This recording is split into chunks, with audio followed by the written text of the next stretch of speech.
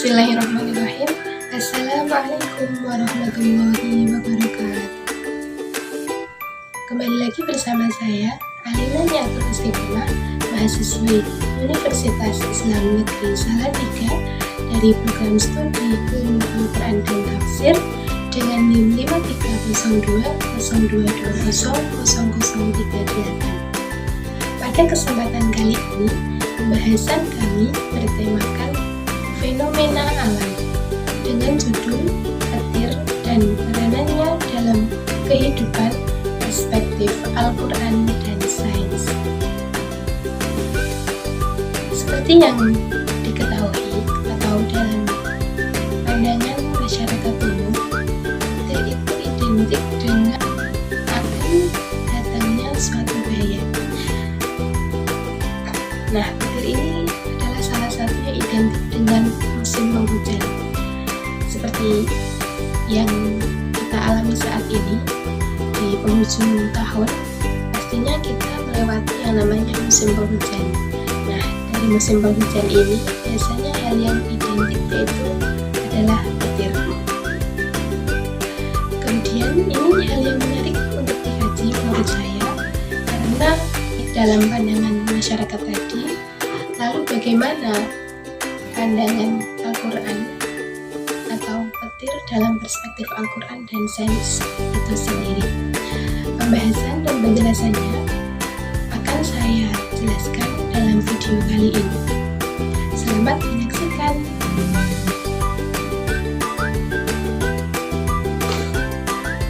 Umat Islam meyakini bahwasanya petir ini dimaknai bukan hanya sekedar fenomena alam.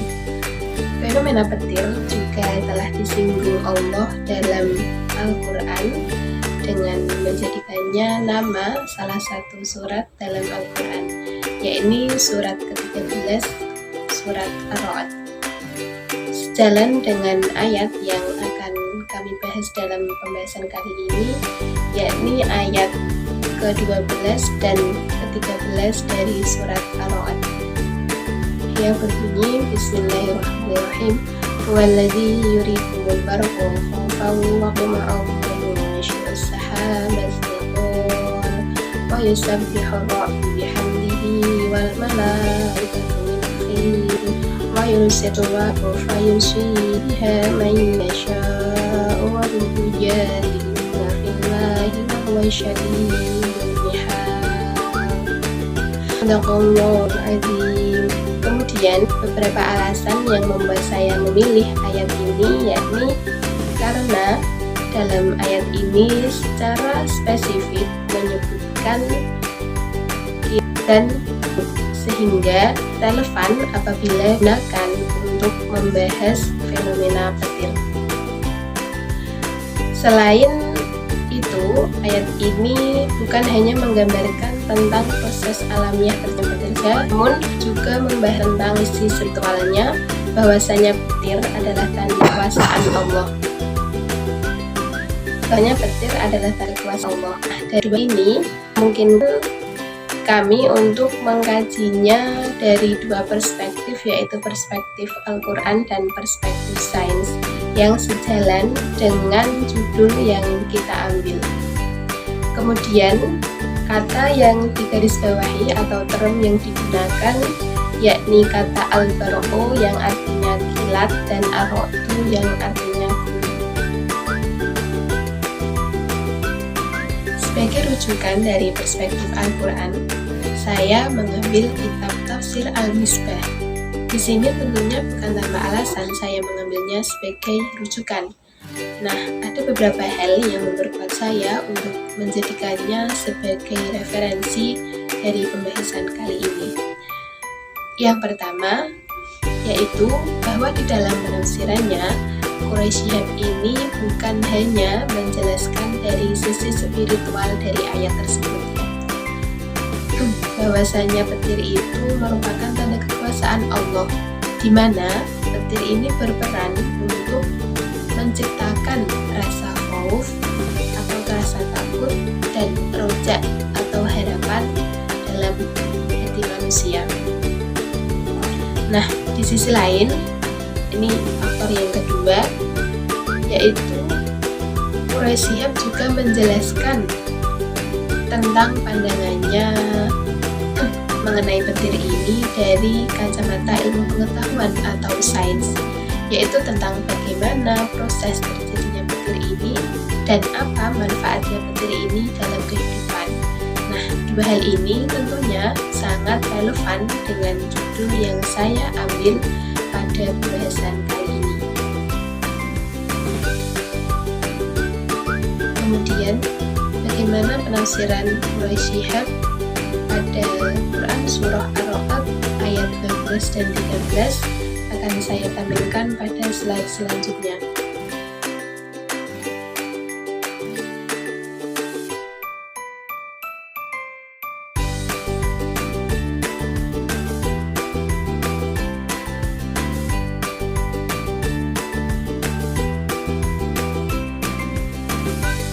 Pada intinya, penafsiran Quraisy Shihab tersebut itu menyatakan bahwasanya kandungan dari ayat Ar-Ra'd ayat 12 dan 13 itu adalah uraian tentang bukti-bukti kekuasaan Allah.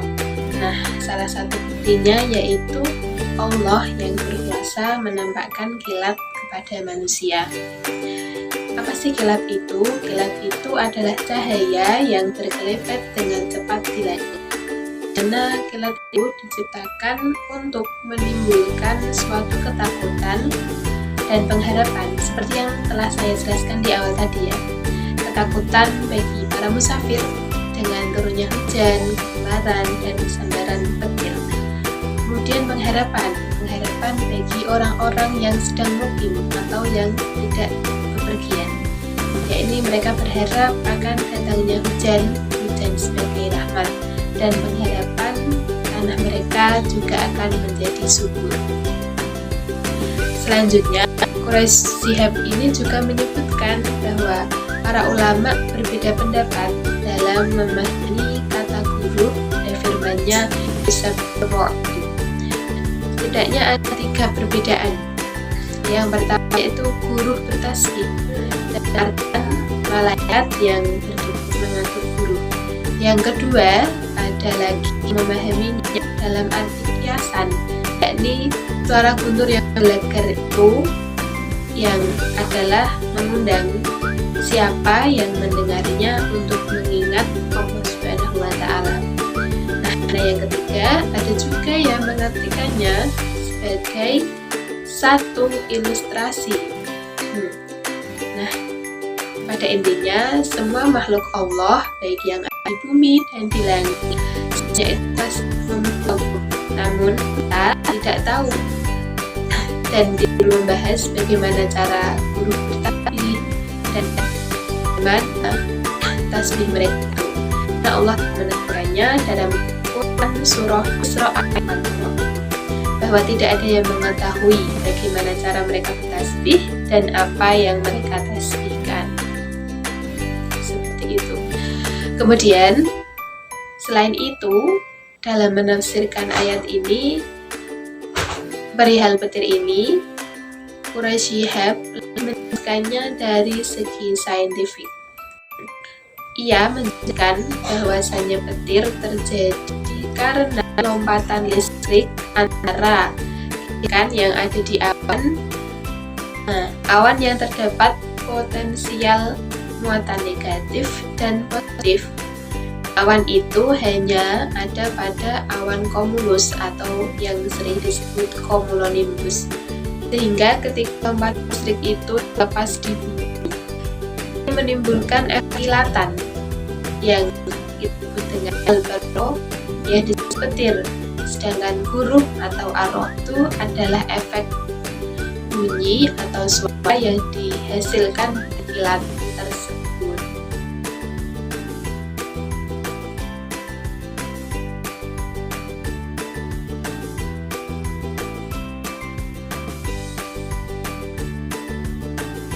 Pembahasan petir dari perspektif sains. Dalam istilah sains tidak dikenal kata arroh dan al-tahun, namun hanya dikenal dengan sebutan huruf, kilat, dan petir. Petir menurut Merriam-Webster adalah kilatan cahaya yang dihasilkan oleh pelepasan listrik yang ada di atmosfer. Pelepasan listrik yang disebabkan dari dampak lepasnya muatan listrik, baik muatan listrik positif dan juga muatan listrik negatif yang ada di dalam awan. Nah, petir atau halilintar merupakan fenomena alam yang sering muncul ketika langit ini memunculkan kibaran cahaya saat yang dimana cahaya itu sangat melaukan. Dan perbedaan munculannya disebabkan oleh adanya perbedaan antara kecepatan suara dan kecepatan cahaya. Petir bergerak pada kecepatan 150 km per detik, hampir dengan dari kecepatan cahaya dan distribusi lebih dari kecepatan lampu. Sedangkan suara dilepaskan oleh satu kilatan lebih besar daripada cahaya di lampu berdaya 100 watt. Petir memanaskan udara di sekitarnya menjadi 5 kali lebih panas dari permukaan matahari atau sekitar 50.000 Fahrenheit. Para ilmuwan, energi yang dilepaskan oleh sekali kilatan petir itu lebih besar daripada energi yang dihasilkan seluruh pembangkit listrik yang ada di Amerika. Satu kilatan petir dapat menyalakan 100 watt bola lampu selama kurang lebih 3 bulan. Di samping itu, petir juga menghasilkan molekul nitrogen yang dibutuhkan bagi tumbuhan untuk menunjang kehidupannya. Petir terjadi minimal 2 kali sambaran. Yang pertama itu sambaran yang negatif mengalir dari awan ke tanah, dan sambaran yang kedua yaitu sambaran yang bermuatan positif yang terbentuk dari dalam jalur kilat primer yang langsung keluar menuju awan. Kilat yang terbentuk itu sangat cepat ke bumi dengan kecepatan sekitar 96 km per jam. Sambaran pertama itu mencapai titik permukaan bumi dalam waktu milidetik. Adapun sambaran yang kedua dengan arah berlawanan untuk menuju ke awan dalam tempo 70 mikrodetik setelahnya. Petir ini selalu berusaha mencari jalan yang tersingkat untuk menuju bumi, sehingga dengan muatan listrik yang ada di dalam awan mendung itu kuat untuk digerakkan. Oleh sebab itu, gedung-gedung yang tinggi, pohon-pohon yang tinggi, bahkan manusia pun yang sedang berada di dalam tanah lapang ketika hujan selalu diberikan target petir. Teori ini membuktikan bahwasanya petir itu menjadi azab yang diberikan Allah terhadap manusia, baik dalam kerusakan benda mati maupun makhluk hidup,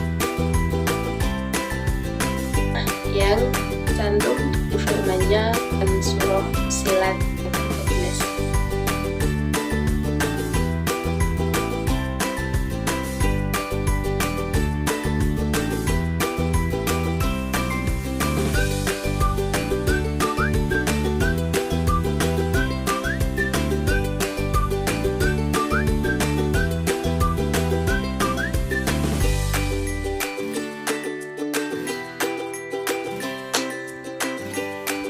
Sebelum kita mengakhiri video kali ini, perlu diketahui bahwasanya pembahasan ini bukan untuk mencocok-cocokkan isi ayat Al-Quran dengan teori sains, namun lebih mencoba menjelaskan tentang adanya isyarat Al-Quran yang berhubungan dengan sains, terkhususnya petir. Demikian penjelasan mengenai petir dan peranannya dalam kehidupan, perspektif Al-Quran dan sains. Semoga apa yang telah disampaikan dapat bermanfaat dan menambah wawasan kita semua. Jika ada pertanyaan atau tanggapan, silakan sampaikan di kolom komentar. Terima kasih atas perhatiannya dan sampai jumpa di video berikutnya. Wassalamualaikum warahmatullahi wabarakatuh.